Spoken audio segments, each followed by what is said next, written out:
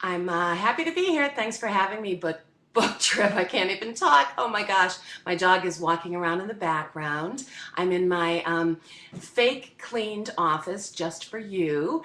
And anyway, I'm happy to be here to celebrate Timeflies, my new novel. And I can't see a thing without my glasses, but I'll take them off for a minute. Timeflies is about it's a fun beach read, a trip to a high school reunion. It's got lots of fun music and metal sculpture, and I think it's ultimately about female friendship and old flames and phobias and lots of stuff like that. So I'm going to put my glasses on and see what you want to know. Thanks for coming. Okay. Let me.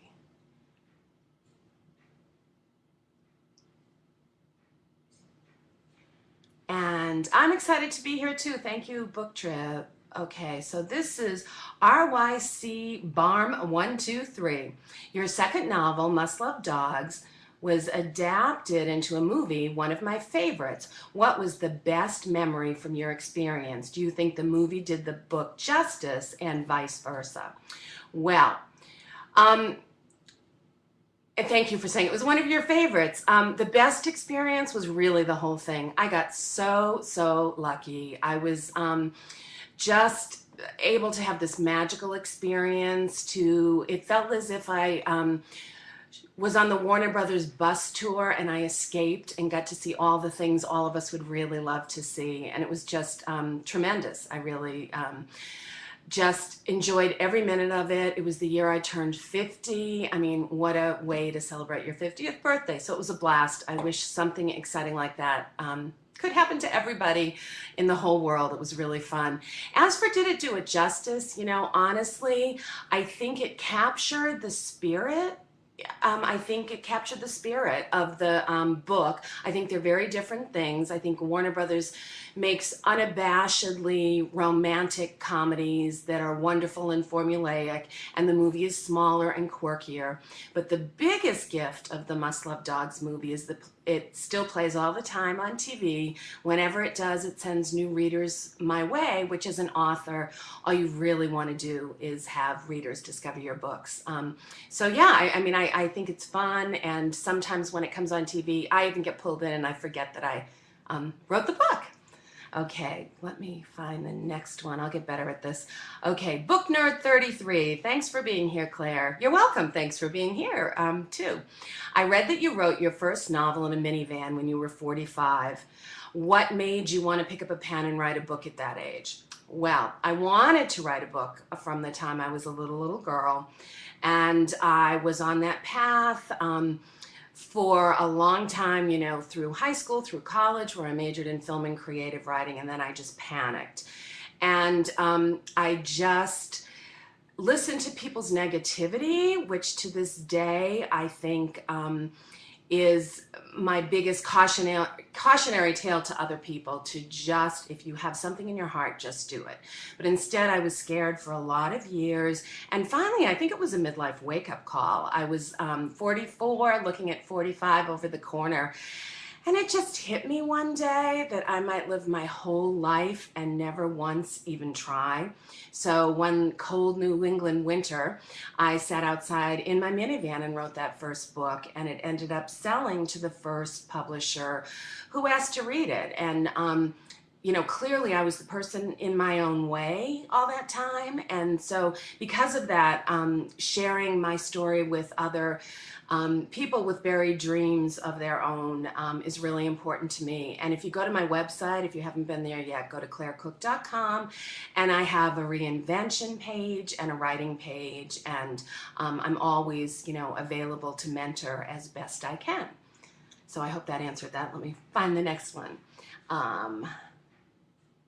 Yeah, so that's what made me pick up the pen, was just, it's what I wanted to do. And I think there's a fearlessness that comes with midlife, and I think it's just, you reach a point that, I've embarrassed myself every way in the world there is to embarrass myself at this point, so hey, why not just go for it? And I'm so glad I did, and I hope who's ever out there will do the same thing, whatever you hope to do in your life. And it's never too late, really. I don't think there's a best by date or an expiration date. And I used to say, it's a good thing I didn't want to be a rock star at 45. I might have been in trouble. The good thing is about being a novelist. You can do it at any time. But then a woman at one of my events was in the background, and she's a musician, and she's still hoping to be a rock star. So I stand corrected. It's never too late to do whatever you want to do. Okay. Mina, is that how you say it? Mina or Mina, which is a beautiful name to Caro. Hi, Claire. Congrats on the release of Timeflies. Thank you so much. I appreciate that. And Mama Della, hello, glad to be here. And I love your little smiley face. I'm so glad you're here too. Worldly Goods, so glad to have you here. Huge fan. Thank you. What are some of your favorite beach reads? Oh my goodness. I read everything I can get my hands on, and oh gosh, there's just so many good books out right now. Favorite beach reads. I'm going to just tell you friends that I know that have books out right now. My friend Beth Hoffman has Looking for Me. My friend Wendy Wax has While You Were Watching Downton Abbey. I'll be doing an event next week in Atlanta with Mary Kay Andrews, who has Ladies Night. They're just so many. Feel free to suggest some of yours, and I'll read them later too. I always go blank when someone asks me that question, but I always want to shout out other authors. Sharon Berger, hi Sharon. Your books celebrate women and life. They are uplifting and fun. What wonderful creativity to write these books. Thank you so much. That's really nice of you. And that's exactly, I read lots of different kinds of books, but I truly think there's enough pain and suffering in the world without me adding to it personally. So I love that I get to write the fun books, the beach books that women want to take with them on vacation, and that when you close the cover, you feel better, and hopefully the characters stay with you and feel like new friends. Okay. Jessamine Rice. Welcome, Claire. Thank you so much, Jessamine.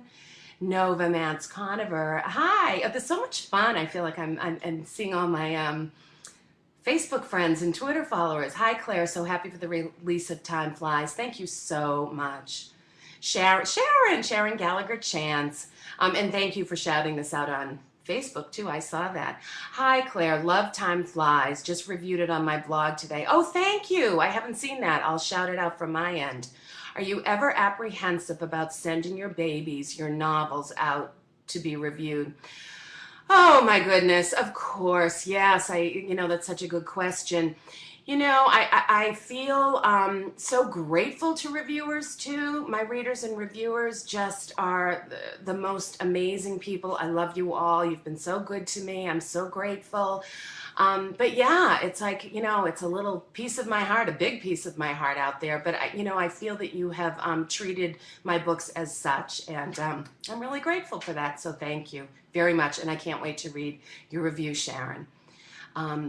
Mina, I hope it's Mina or Mina. Either way is beautiful. Is summer the season that inspires you the most? Most of your books have this breezy summer feel.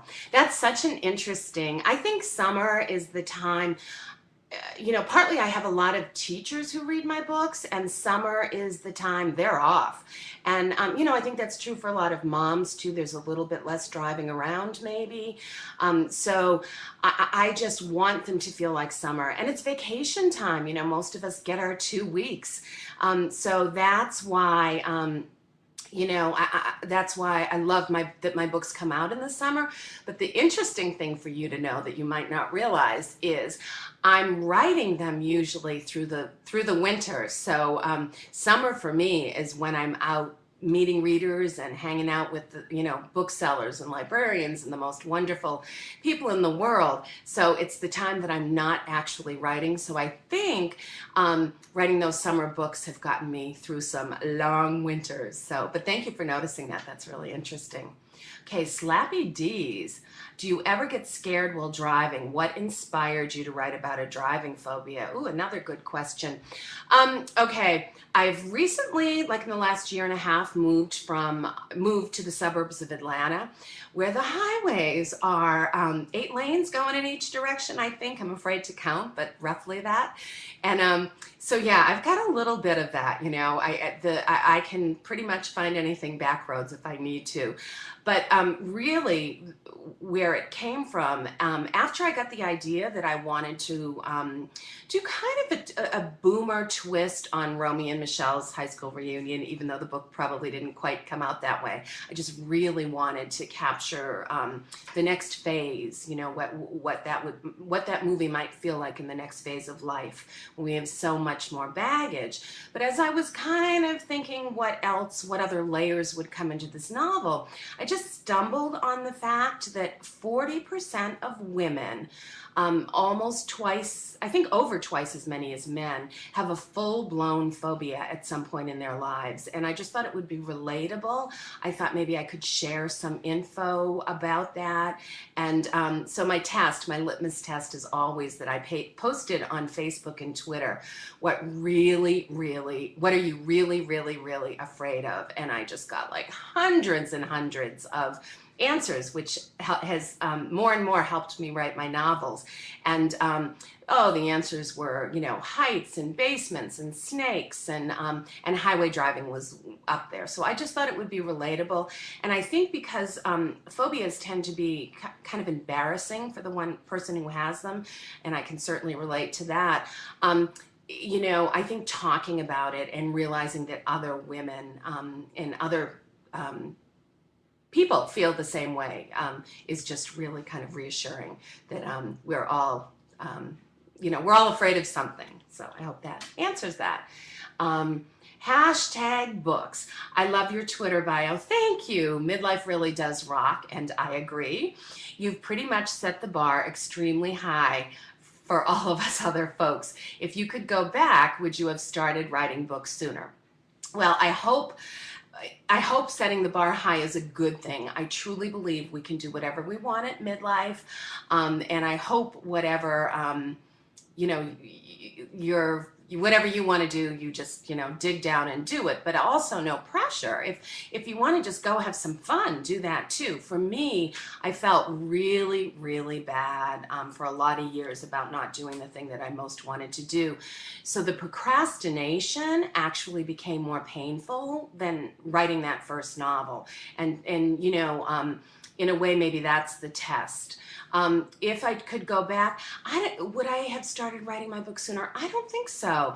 I think I am enjoying it now. I am so grateful for every day of this career, so grateful for my readers, for reviewers and librarians and booksellers and everyone who has supported me, journalists, friends, family. And I just, I think I appreciate it more. I also think the books that I'm writing now are the books that, I was meant to write, and I'm glad I waited. And again, there's this courage that came to me at midlife that, it's not that I don't hope you all like me. I really do. But if not, oh well. I mean, you just get to this point where you know who you are. And I think there's great power in that. So I'm glad I'm writing them now. And, once I hit my stride, I feel like I've done pretty well. Timeflies is actually my 10th book since 2000. So I look at it as a full-time job. And I get up and I sit down and in my fake clean office and get to work. Let's see. Hula monkey, hi. No, I didn't miss anyone. How the heck did you come up with Melanie learning to weld? Good question. Love the phrasing too.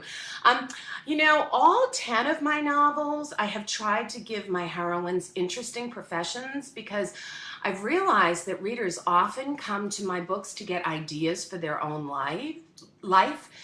If there's an overarching theme to my novels, I think it's midlife reinvention, being, what's next. Most of the narrators of my books are stuck in some sort of a crossroads and trying to figure how to get to the next step. I just thought welding would be really interesting, and I love the idea that she it's kind of she uses a lot of found items, and it's kind of up marketing them or whatever. It was interesting. And I have to tell you, I did try it under close supervision. It's really hot and it's really scary, but I'm fascinated by it, but I'm definitely not going to quit my day job as a novelist and become a metal artist, but I sure admire them.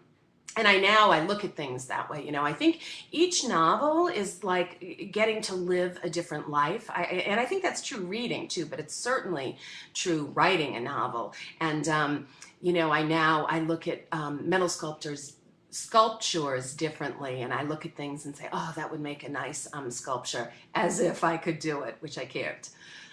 Good question. Elaine Klingbeil, I hope I'm saying it. Oh, I'm sorry if I'm butchering your names, everybody, with a last name like Cook. I'm not very good at this.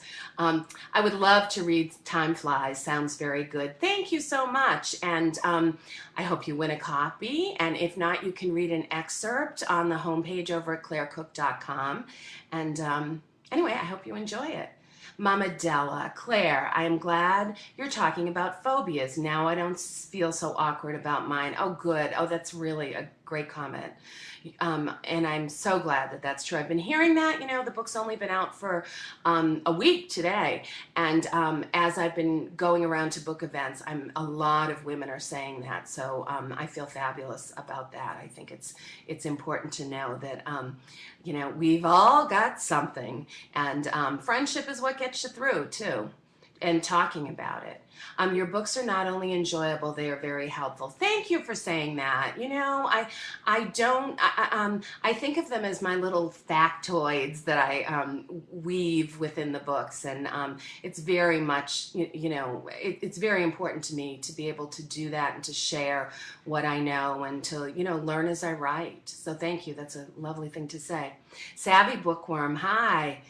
Since you had such great success with Must Love Dogs, have you thought about which of your other books you would like to have turned into a movie? Well, I'll have to tell you, I would like all of them turned into movies, and I think they would all make really good movies, but of course I wrote them.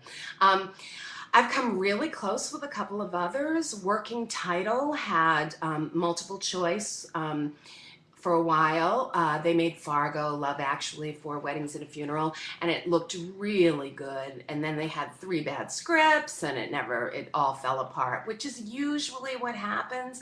And I truly know how lucky I got with Must Love Dogs. So if it never happens again, I am completely fine. I got one. I'm so grateful for that.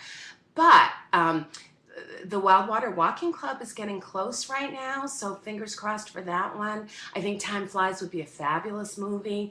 I'd like them all to be movies, and it will be the one I never expected to happen, which is probably going to be the next one. So cross your fingers for me, everybody. I'd love to have the experience again. It would be fun. So good question. Jessamine Rice, I love your writing philosophy. I'd be very curious to know whether you're a plotter good question, a plotter or a pantster, as in flying by the seat of your pants when it comes to writing. Well, I am such a pantster. I'm an incredible pantster. This is how I look at it. And actually, if you go to the writing page at clairecook.com, there's lots of tips on writing, but also my process. There's a little video if you scroll down that tells how I do it. So I can tell you a little bit about what I do here, but if you want more details, or if I'm talking too quickly, this is how I look at it. If I'm going to write a fun book, I should have fun writing it.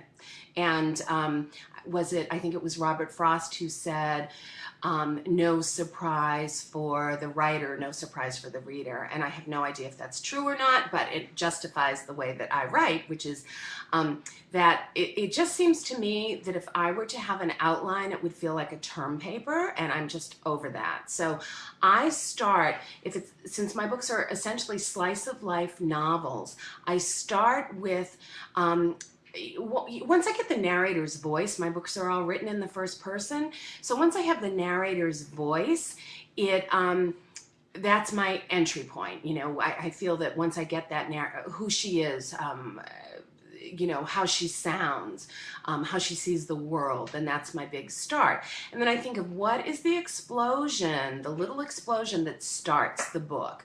You know, in Timeflies, the good thing is because Melanie is a metal sculptor, she has the tools to cut up her marriage mattress when her husband leaves her for another woman. So that's kind of the scene that sparks it all. And then everything just ripples from there. And as a writer, I'm just kind of following it. I'm thinking, okay, if she chops up the whole mattress, what's she gonna do with it? Well, she's a metal sculptor, so maybe she used the box springs, you know, the actual springs to make, you know, to make sculptures. And she does. She makes her box spring ladies who become minor characters in the book. So I just follow it. And to me, that makes it fun. And I hear from readers all the time that they were so surprised by the endings of my books. And yeah, me too. I had no idea. I just kind of walk myself into the situation and I stay open for the surprises. I think so many of the things people have enjoyed about my books, I didn't really plan ahead of time. So I just think for me, if I outlined everything, I might miss the best parts of my own books. So that's how I do it, but everyone has a different process, and whatever works for you, that's how you should do it. If there were one way to do it, we would all have like amazing bestsellers every time out, but it just doesn't work that way. Oh, Robin Call. How are you? Hey, Claire, figured it out. You're on. See, you're not check challenged. I knew you could get here. That's Reading with Robin, everyone, if you haven't met her. She's wonderful, and I know you'll come up with a question. Thanks for coming. Sharon Berger, have you traveled to many locales, and what is your favorite place to visit? My favorite place to visit. I've traveled a lot. Oh my goodness. You know, the most fun thing for me to do, I think, is to, I've done this with a couple of my books, where because of my production schedule, I've had a trip for my characters that I actually had to write the first draft ahead of time because it was due before I could get to the place, whether it was something that happened a specific time of year or just how it worked out. So that's kind of become my favorite thing, to imagine something in my head fully and then go see it and see how majorly wrong it is, and then have to do a whole bunch of rewriting to fix it. Let's see, in terms of places, I've been to Africa, I've been to Senegal, I loved that. The furthest I've been on book tour, I think, is Denmark. That was really fun. I spoke at a literary festival there, and this Tivoli, you know, with all the big chandelier overhead. It was amazing. That was very cool. I want to go everywhere, but mostly I'm sitting, you know, in the office you're looking at right now, working. So suggest somewhere. I need a new trip. But yeah, I've traveled, and certainly it's been such a joy as an author to get to travel and meet so many readers, and you know, and I've yet to meet a beach I didn't love. I'm such a beach person. Sharon Gallagher chats again. You mentioned your author friends like the sweet Beth Hoffman. Yes, she's very, very sweet. She's been, you know, she really is. Do you find a lot of support from your peers? I absolutely do. You know, I think other authors have been really good to me, and you know, it's like everyone, you know, your friends that you meet, right? It doesn't take long to find out that who's a giver and who's a taker, and I feel lucky to know so many authors who have been kind and generous to me, and I'm really grateful for that. But I have to say, I'm probably as focused on readers, you know, as I like hanging out with my readers just as much as other authors. They give me so much in terms of support and ideas and feedback. So yeah, yeah, there's lots of support. I mean, there are good people everywhere. I feel so grateful to have met so many. Teresa's reading. Hi, Claire. I look forward to your releases each time. Thank you so much for that. I haven't read Timeflies yet, but it's definitely in my queue. Thank you. I appreciate that, and I hope you enjoy it. Thanks for saying that. Karen Haney, hi. Hi, Claire. Thank you for starting me on my way as a blogger since Life's the Beach. I remember that so clearly. I'm glad you're doing so well. Um, I remember Life's a Beach was one of my first reviews, thanks to your kindness in helping me get a copy. Yeah, I kind of told you how to jump through the hoops. I'm always happy to share things like that. I mean, and such a gift. You've been so good to me, Karen. I appreciate it. But I wonder if now that you continue to grow so much in popularity, how has your personal life changed? You mean, do I have one yet? um, you know, thank you for saying that. I feel that, you know, I consider myself a worker bee author. I get my work done. I write the best book I can possibly write each time. I do my best to connect and try to get it out. And that takes a lot of time, but I think it's just, it was that way with the first book and it will always be that way. You know, I think I maybe get more fun invitations occasionally than I did in the beginning. And because, but I think that would be true in any field. You meet more people. But yeah, the thing about being popular or your popularity or your bestsellerdom or whatever it is, you know, you just have to not think it's all about you. I'm grateful. It's a roller coaster. Sometimes you feel like all the good things are happening for you. Sometimes you're just hoping your poor book will get a break. And you just have to be in it for the long haul, whatever happens, and not start to believe your own press clippings and think you're cool or whatever. I'm just grateful and hardworking, and my personal life is filled with work, as it will probably always be, and yet I have wonderful family and friends, but always I have to say I get my work done first, and then I go out and have some fun. So I hope I answered that. But thank you, and again, congrats on your bloggerdom. Elaine Klingbeil. This is fun. I am loving the questions and Claire's answers. Thank you, thank you. This is fun too. I wish I could see all your faces, but I can at least see your little pictures, so that's good. Robin. Robin Call. Hi, Claire. I loved every piece of Timeflies. Thank you. And also, Robin, when you have tweeted quotes from that book everywhere, and I love them. And I'm also going to use them myself and start getting them out there. That was such a nice thing to do, and you picked better quotes than I think I would have. Did you reconnect with any of your high school friends while writing this book?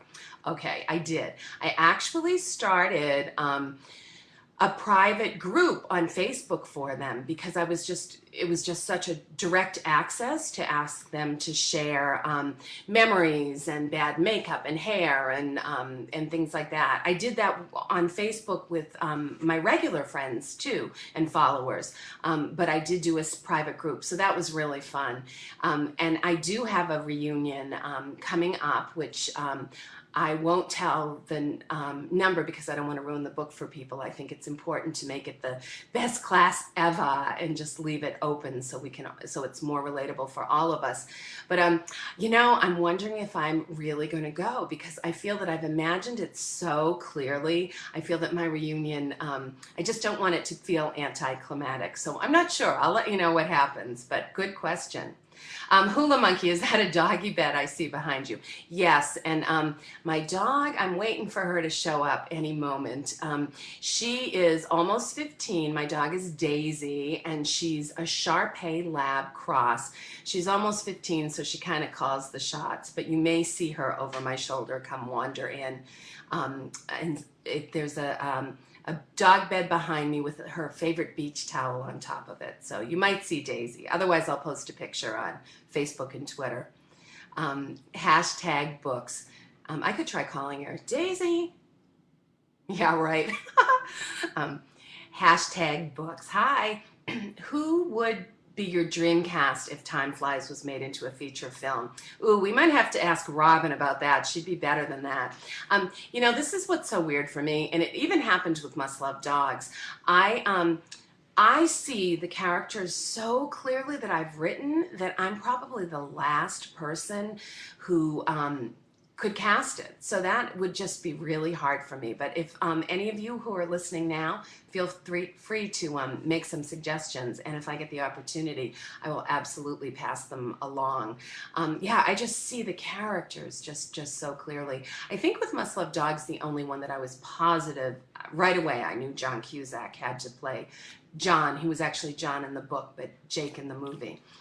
Which was another story in itself. It was because John Cusack had already played a John against a Sarah in Serendipity, so they ended up switching his character's name from John to Jake after my husband, Jake. So my husband, Jake, is now famous forever, according to him anyway.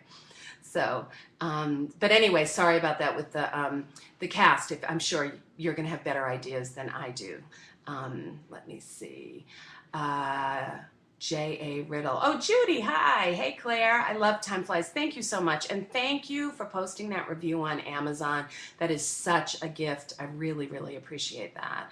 And if everybody goes to my website, clairecook.com, I'm doing a review giveaway. You can win all other beach bag filled with my 9 other books. So make sure you check that out. You can post on your blog or Goodreads or Amazon or wherever. Okay, now I'm going to read your question. Hey, I have now read all of them. Oh, thank you. So when can we expect the next one? Okay, this is how it worked. Just before Timeflies came out last week, I delivered a draft of my next novel to my literary agent. So as soon as I finish, the first few weeks of promotion, I will dive in and start working on revisions, and I'll let you know. The minute I know when it's going to be out, I will let all of you know. And I'm not saying too much about it yet because I don't want to jinx it. And I feel like if I talk a book to death before I finish with revisions, I'm seriously afraid I'm going to jinx myself. So that's the only reason I don't do it. But I will tell you as soon as I can what it's all about. I can't wait to share it with you. It's going to be a fun one. Thanks, Judy. Sharon Berger, when you are on vacation, does that provide you with more ideas?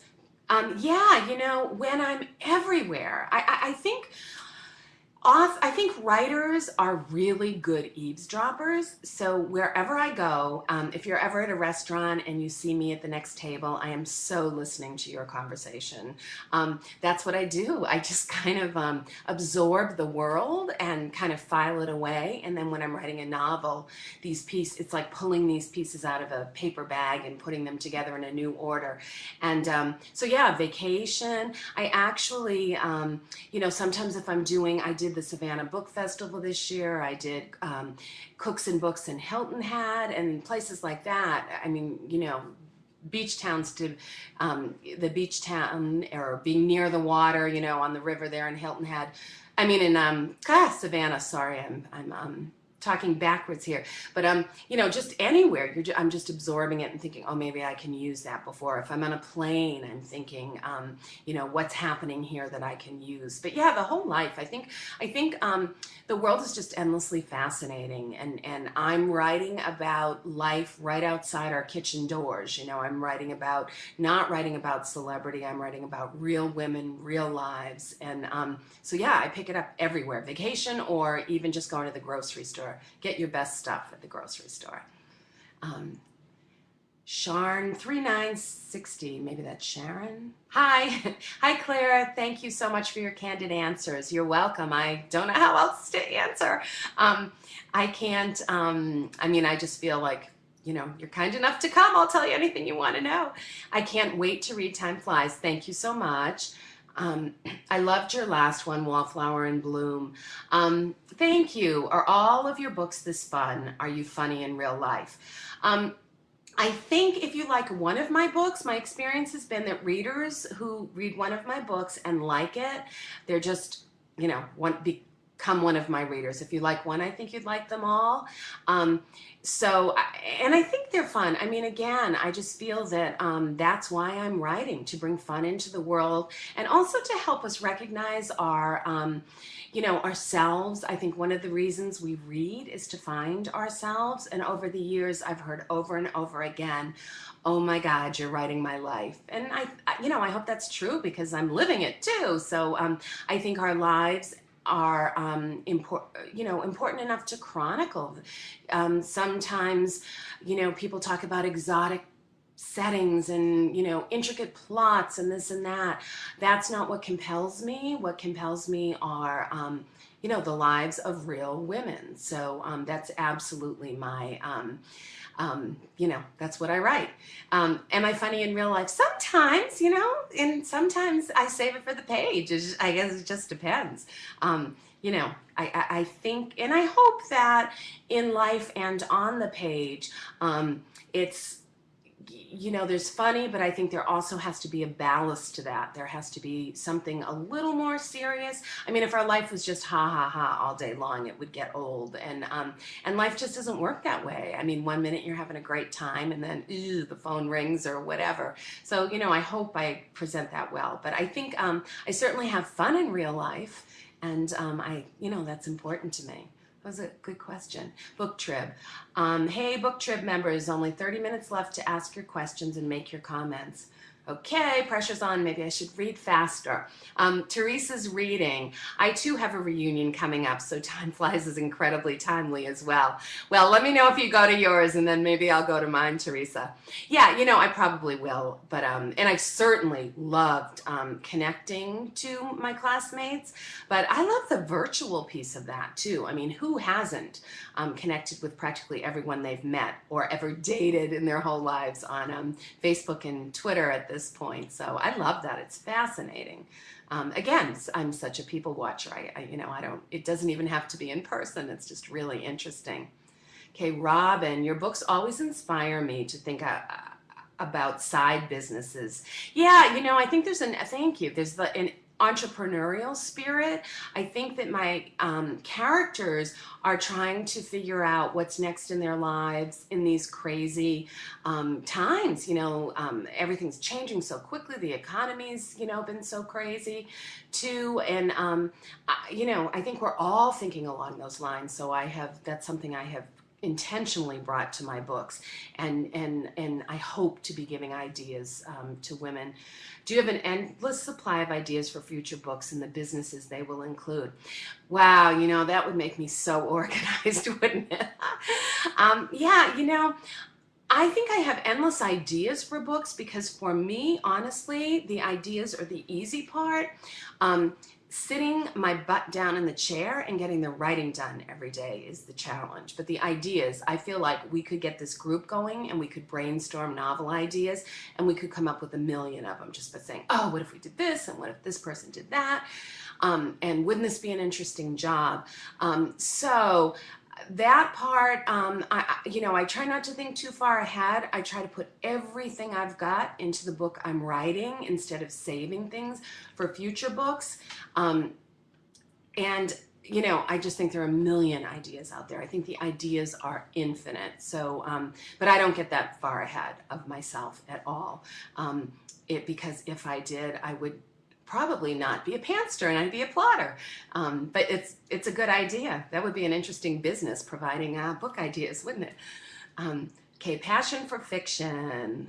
Great. I love that name. Hi. Do you listen to music while writing? That's so funny. I had the music. Let me see if I can get it to go on. I had the, now I won't be able to do it. I had the playlist there's some great playlists in Timeflies, if I do say so myself.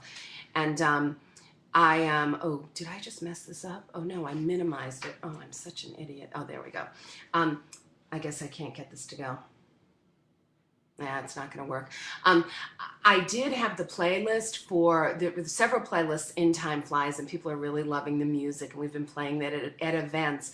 But when I'm writing, I never listen to music. Which is probably why I turned this off right before this started. The music gets in the way of my thinking. It's like there's not enough maybe room in my brain for music and ideas, which is kind of pathetic. But I know authors who listen to music the whole time they write, and I'm so jealous of that because I love music, but I can't do it. So the joy of being out and about with people has been to play this music all the time, and everyone's downloading the songs in Timeflies. If there was a way to include a CD with this book, I would have loved to have done it. That would have been so cool, but apparently that's not really possible. Someday. And now I want to know passion for fiction. If you listen to music while you're writing, but you'll have to tell me some other time. Mama Della, of all the books you have written, do you have a favorite? Okay, my favorite is the book I'm going to write next. It just, like, I always think the next one will be better, and that's where my focus goes. I think I can honestly say that for each of my 10 books, I've written the best book I could possibly write at that time, and then I've just let it go and moved on. So that's, the best that I can do. And, I don't really compare them to each other. And I hear authors who, I think as an author, you're not supposed to really like your own books, but there was a point in my career that I sat down and kind of read them all back to back just to get a sense of where I needed to go. And I kind of liked them. I hope that doesn't sound awful, but I'm proud of them. I've just worked really, really hard on each book, but I don't look back. I let it go.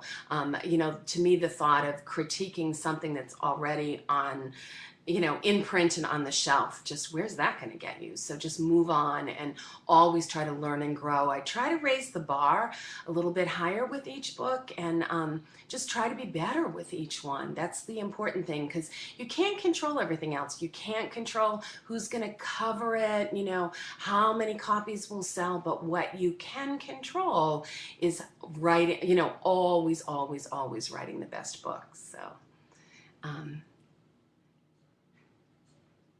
let's see. What is your favorite book to movie adaptation? Must Love Dogs, because it's mine. Oh, that was Worldly Goods. This is what I think. And are there any that you found were extremely well done or horribly done? I don't even think about things like that. I think a movie is always a book is always going to be better. Always, always, always. Because a movie is destined to show us too much. What's so wonderful about reading a book is that we get to create the pictures. We cast it in our heads. We direct the action in our brains, and so when you see a movie, someone else has made those creative decisions. And I think that's partly why I had such a good experience with Must Love Dogs, that I knew that. I just let it go, and I kept joking with the wonderful director, Gary David Goldberg, and the producers. I kept saying, hey, whatever. I'm going to be so grateful for even a bad movie, because it will help put my 2 kids through college. So I just don't worry about things. To me, the focus is on the book. And I'm sure there's some, there are some that just fell completely flat. And I don't feel that way about the one that I got. And I don't spend a lot of time analyzing those other things. I'm sure you probably would do a better job at that than I do. But I kind of put them in 2 different categories, I guess, books and movies. So, and don't spend a lot of time comparing or worrying about which one was better. Sharon Berger, is summer your favorite time, and what beach is your favorite of all? I don't know if summer's, the vacation vibe of summer, I think, is what I'm going for, and the beachiness of summer is, I think, what I'm going for in my books. That being said, I love fall, I love spring, I like winter too. I'm not sure I have a favorite season. And as for what's my favorite beach, I don't think I've ever am I saying this right? I don't think I've ever met a beach I didn't like, is what I'm trying to get out of my mouth. This is a lot of talking. I love all the beaches. I mean, my hometown is Scituate, Massachusetts, which has beautiful beaches. I'm discovering all the new beaches like Jekyll Island and St. Simon's since I've moved to Atlanta, because those are the closest, and I hear Destin is wonderful. I love Siesta Key. I just love beaches. So if there's a beach I don't know about, tell me about it, and maybe I can set a scene there. Jessamine Rice, how do you come up with the names of your characters? Do you ever name them after people in your life? Okay, here's the thing. I'm one of 8. I have 7 brothers and sisters. So first of all, what I do is make sure I don't use a name, even though I have, some of them have fairly common names. I wouldn't dare use one of those names without using the rest of them. So I mostly think about, first of all, do I know anyone by that name? Not that I wouldn't use it, but because all of the other people connected to that person will get mad at me. And then the biggest thing I think about, and this is kind of a new writer thing that oh my gosh, I would love to have a job coming up with exotic names. I love unusual names. But my characters are ordinary people. So having sort of rarefied names really wouldn't work for them. It would call attention to itself in a way that it shouldn't. So I have to really resist that urge to, oh my gosh, I would just love to do all these crazy names. But one of the tricks that I use, like say my character was born in whatever year, I would Google up most popular name of that year, and that helps you get a list of a name that would feel right. Like in Timeflies, Melanie I loved because it sort of harkens back to the singer Melanie, and it just kind of to me had that retro vibe.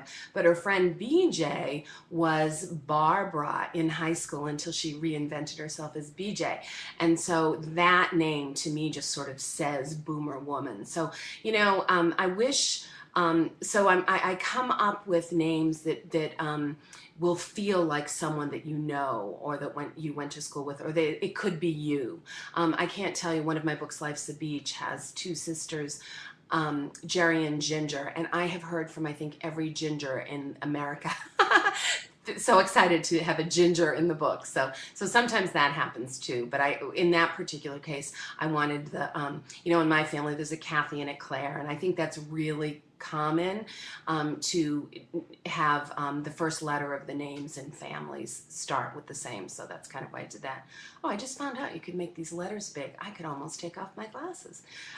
Okay, Elaine Klingbeil.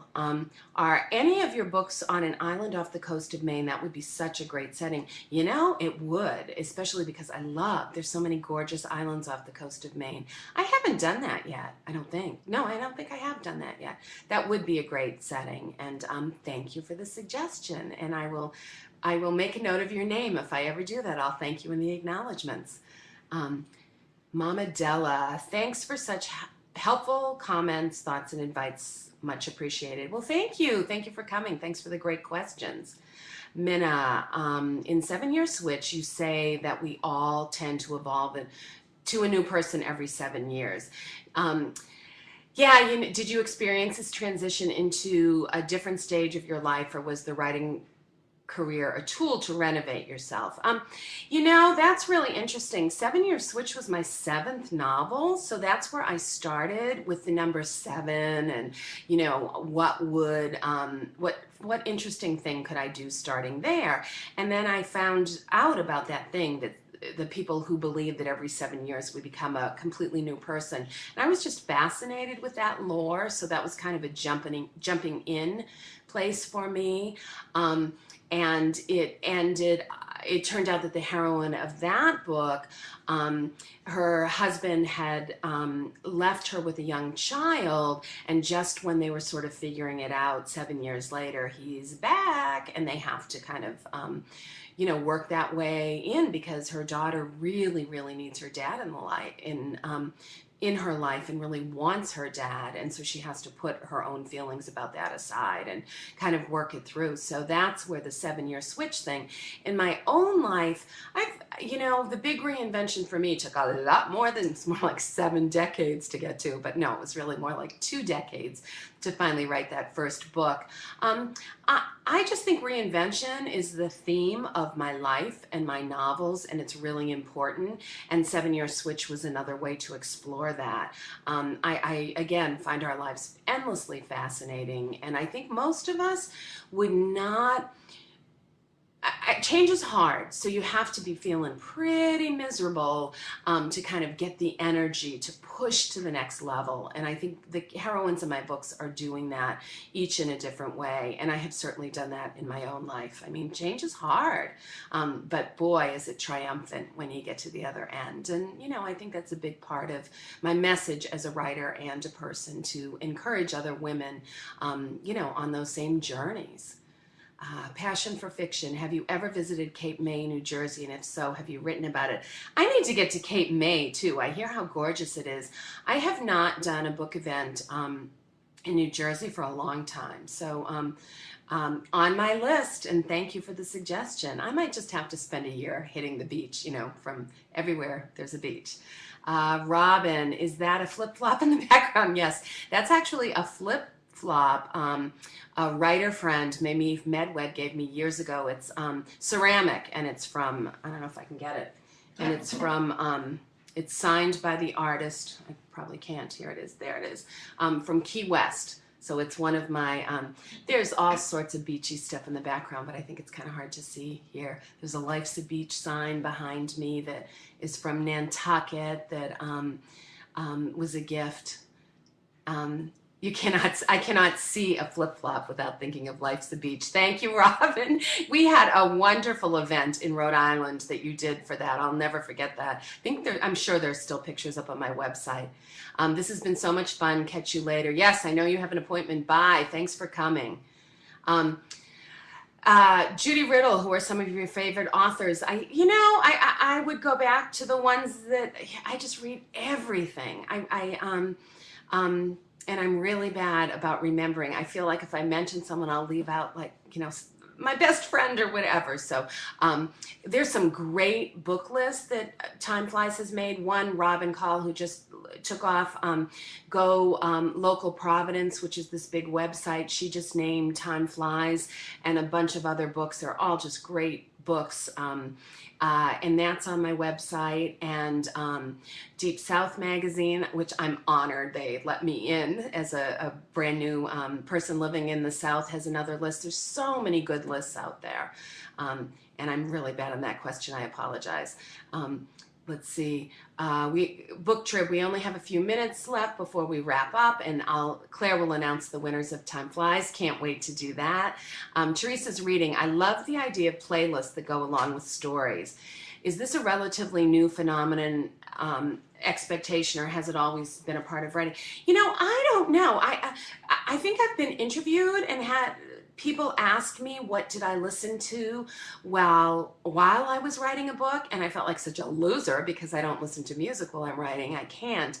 But maybe that's where this started. But to me, if you're going to a high school class reunion, and I actually asked this on Facebook and Twitter too, I asked my friends and followers what one song most reminds you of high school, and I got hundreds and hundreds, and then, you know, probably over 1,000 answers, and that I just thought was so cool. So I just love those little extras in books, and to me a playlist really fit for this one.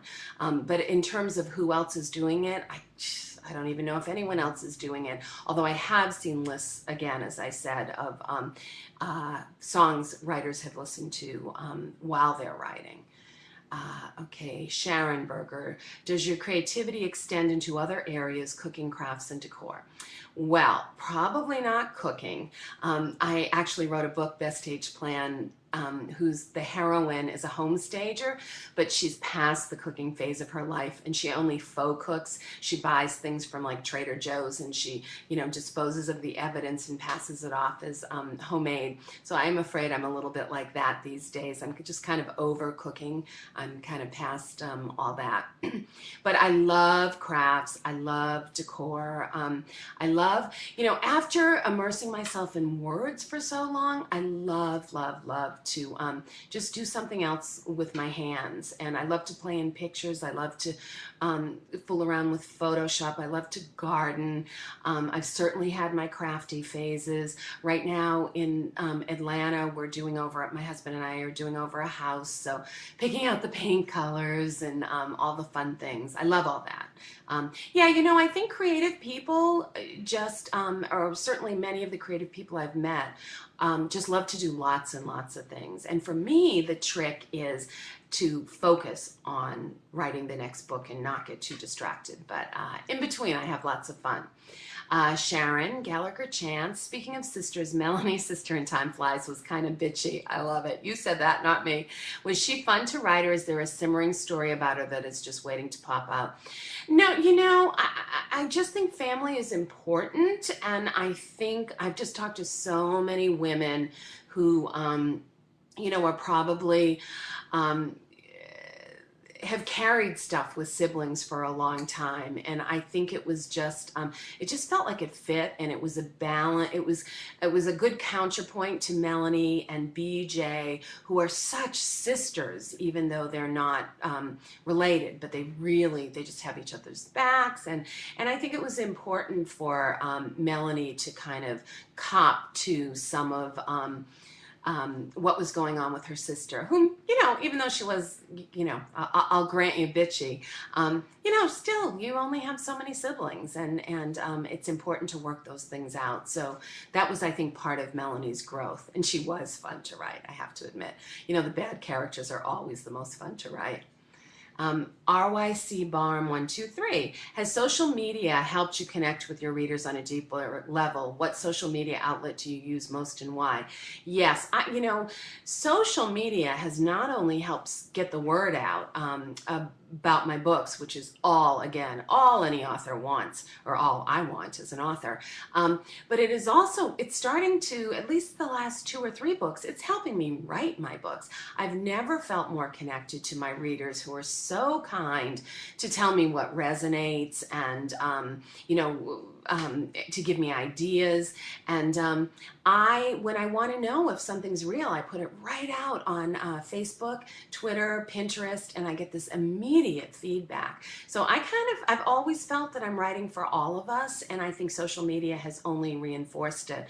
I love Facebook. It took me longer to love, and if you are not connected with me on Facebook, I'm Claire Cook author page. Go right there, and feel free to friend me as well, but it's always nice for me if you wouldn't mind liking my page. On Twitter, I'm Claire Cook Write, and I'm Claire Cook Write on Pinterest. So those I came to a little bit later. And anyway, I love them all. The trick is not to spend so much time on it that you don't get your work done. But I think that's the challenge for all of us. Sharon 3960, love your bookshelf. Oh, I wish you could see it more closely. Thank you. There's Timeflies is sitting up there on a beach chair, and Wildwater's next to it. I have all these shells and stuff like that. I'll try to get some good pictures of it and put them up on Facebook and Twitter. But thank you. You should see the stuff hidden under like the messy part, though I'm not going to show you. Mama Della, do you have a favorite classic book that you just really love? The books that turned me into a reader were the Nancy Drew books. I am such a Nancy Drew girl. Those were the ones that I think there's one book or series of books, and I feel I was a teacher for 16 years, so I feel this is from my teaching self as well as my writing self, that just the first book you really, really fall in love with, or series. For my daughter, it was The Babysitter's Club. For my son, it was Goosebumps. But that's what makes you a writer, just really, really falling in love. And a reader. And I don't think you can be a writer, I just combined 2 sentences, unless you're avid, joyful reader. I think that's how you get better as a writer, by reading, reading, reading everything you can get your hands on. So Nancy Drew, all the way. Teresa's reading, while you are considering book settings, I have to recommend the Rocky Mountains. Lots of summertime fun to be had. Oh, yeah, unless you're terrified of heights, which I am a little. Yes, that would be fun to do a mountain book, you know, equal time. And people have said that about lakes too, that, you know, all this beach stuff. Well, there's some pretty gorgeous lakes and mountains. So, okay, I'll start looking for other fun places. Thank you for that. Sharon Berger, do you have a favorite food, snack, or otherwise which you need for nourishment when you write?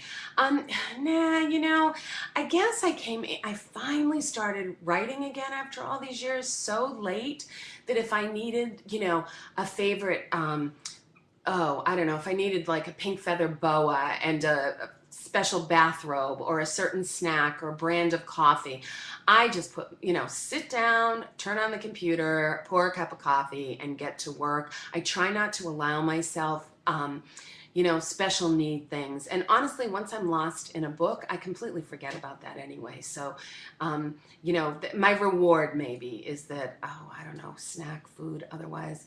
I don't know. I would, you know, I eat pretty healthy. I'm trying to think of what. Oh, I love Trader Joe's olive oil popcorn. You know, that's really good. I don't know. I'll think of that too. Sorry, I'm not coming up with a good snack. Glass of wine at the end of the day, maybe that would work. BookTrib, wow, what a great chat. Thanks to everyone for submitting such great questions. Yeah, really, these were fabulous. Thank you. I'm going to take some notes. I'll go back and listen to it. Okay, I'm going to announce the official winners of a copy of Timeflies, and they are Sharon, and if I butcher your names, I apologize. Sharon Gallagher Chance, woohoo! Nova Mansk Conover, congratulations. Mama Della, J.A. Riddle, Elaine Klingbeil, Mina DeCaro, Teresa's Reading, Robin Call Hominoff, Sharon Haney, and Sharn 3960. Whoa, congratulations everyone. That is so great. If you're one of our lucky winners, please email booktrib@booktrib.com with your mailing address to claim your prize. Congrats, everybody. That's awesome. And that's wonderful. And, oh, that's great. Congratulations, everyone. That's so cool. Making sure I'm doing this right. You're welcome, you're welcome, you're welcome, you're welcome. Thank you so much, Claire, for joining us today. BookTrib is saying this, not me, talking to myself. We loved getting to know you and talking about your book. Thank you for having me, BookTrib. This is great. And I will save this chat and you'll be able to look at it again, and I will look at it again for suggestions for my next book. And again, track me down. If I'm not connected to you already, I'd love to be. You can always start at clairecook.com and link through to there. Okay, I'm going to save this. I guess I sign out now. So bye, everybody. Thank you so much for coming.